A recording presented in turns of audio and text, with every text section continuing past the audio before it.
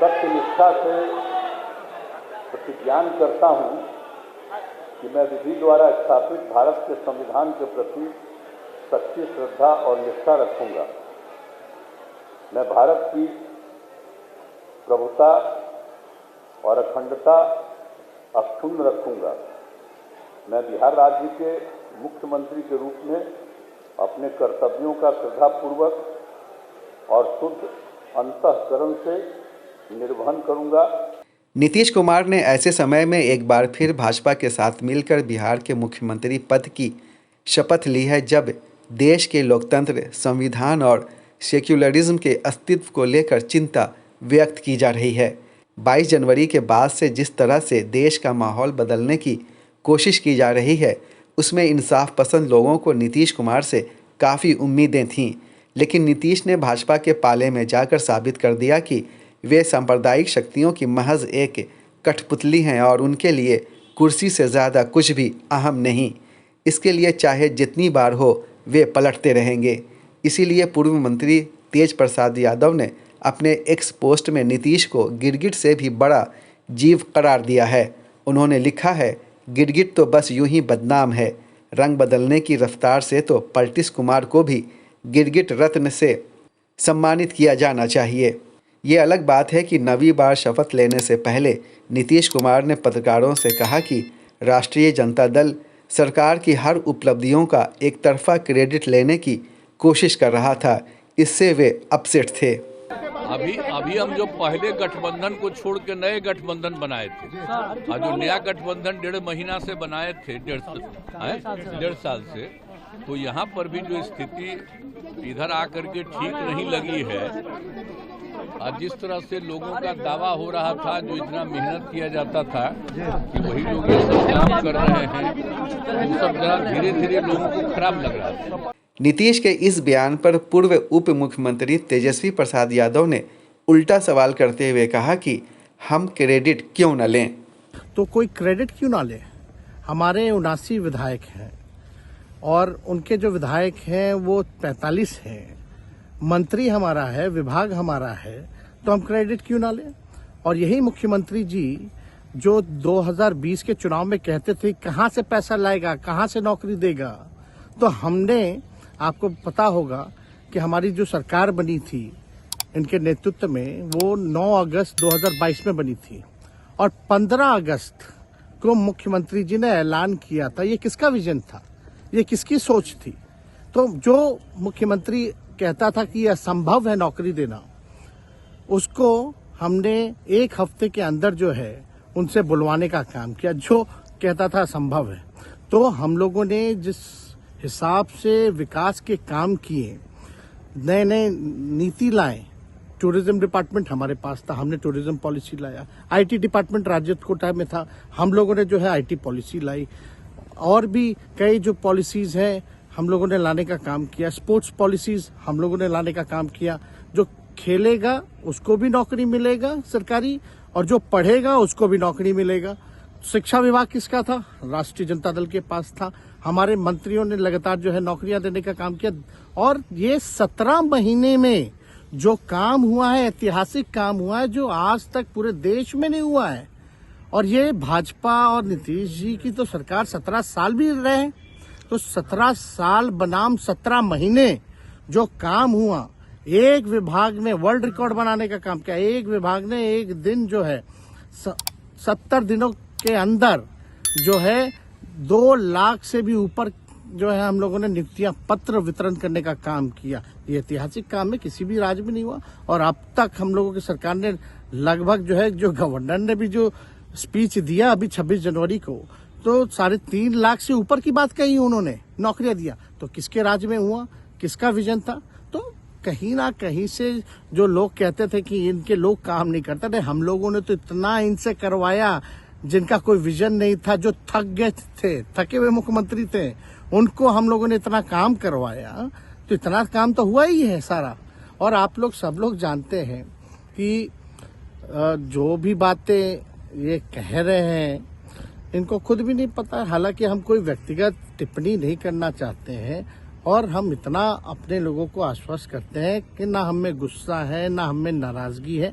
हम बड़े संयम रूप से हम लोगों ने गठबंधन धर्म का जो है पालन किया है और उसी हिसाब से हम लोग आगे जनता के बीच अपनी बातों को रखेंगे। लेकिन एक बात स्पष्ट रूप से मैं कह देना चाहता हूं कि अभी खेल शुरू हुई है, अभी खेल बाकी है और मैं जो कहता हूं वो करता हूं। और आप लिख के ले लीजिए, जनता दल यूनाइटेड जो पार्टी है 2024 में ही खत्म हो जाएगी, ये निश्चित रूप से लिख लीजिए। और अभी तो खेल शुरू हुआ है, खेल बाकी है। दूसरी तरफ बिहार कांग्रेस अध्यक्ष अखिलेश प्रसाद ने कहा कि बिहार की जनता नीतीश जैसे अवसरवादियों को पसंद नहीं करती। वहीं छत्तीसगढ़ के पूर्व मुख्यमंत्री भूपेश बघेल ने कहा कि नीतीश ने आत्मघाती कदम उठाया है।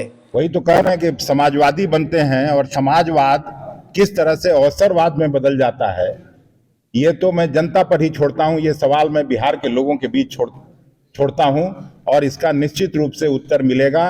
कभी भी इस तरह के राजनीतिज्ञों को बिहार की जनता पसंद नहीं करती है। नीतीश कुमार जी जिन्होंने गठबंधन की तैयारी की, सब प्रदेशों में घूमे और आज वो खुद भाग गए। उन्होंने कहा था कि भारतीय जनता पार्टी में किसी आप हाथ मिलाने के बजाय मैं मिट्टी में मिल जाना पसंद करूंगा।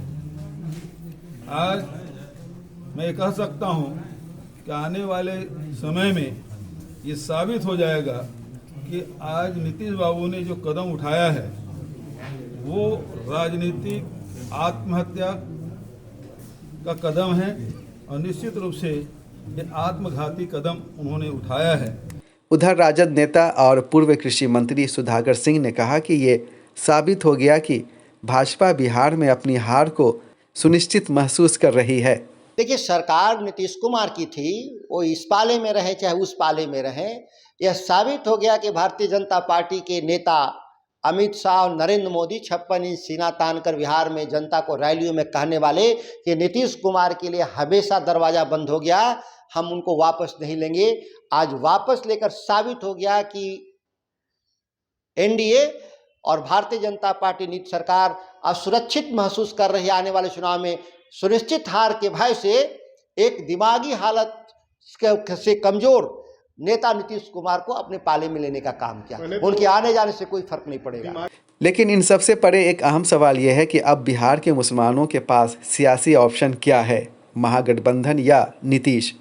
याद रहे कि पिछले साल मुस्लिम नेताओं और जनप्रतिनिधियों के साथ एक बैठक में नीतीश ने कहा था कि पिछले चुनाव में उनकी वजह से ही मुसलमानों ने बीजेपी को भी वोट दिया था।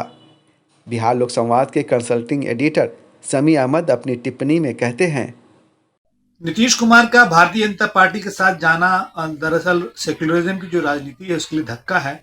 लेकिन सब लोग जानते हैं कि नीतीश कुमार ने पहली बार ऐसा नहीं किया है और इससे पहले वो भारतीय जनता पार्टी के साथ लंबे समय तक रहे हैं। ये धक्का जरूर है, लेकिन देखिए जो इंडिया गठबंधन है या जो लालू प्रसाद की पार्टी है, आरजेडी है, इन लोगों को जाना जाता है सेक्युलरिज्म के लिए।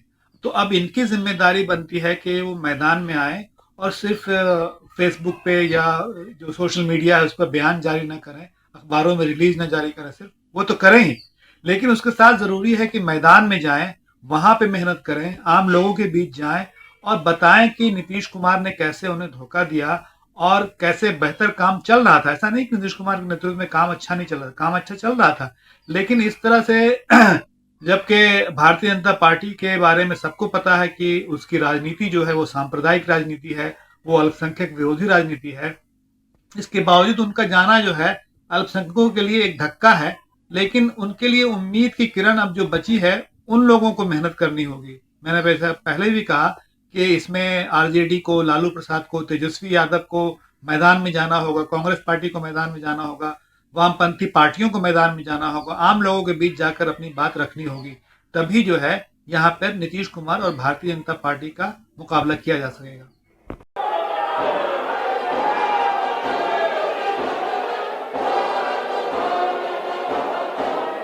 काबिल जिक्र बात यह है कि भारतीय जनता पार्टी के नेताओं ने जब मंत्री पद की शपथ ली तो उनके समर्थकों ने गवर्नर हाउस में जय श्री राम के नारे लगाए।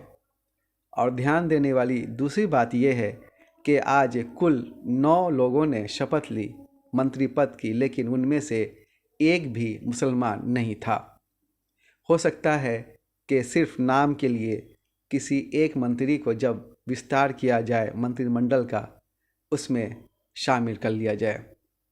इससे मुसलमानों के तई बिहार की मौजूदा हुकूमत की दशा और दिशा का अंदाज़ा लगाया जा सकता है। बिहार लोक संवाद के लिए मैं सैयद जावेद हसन, पटना।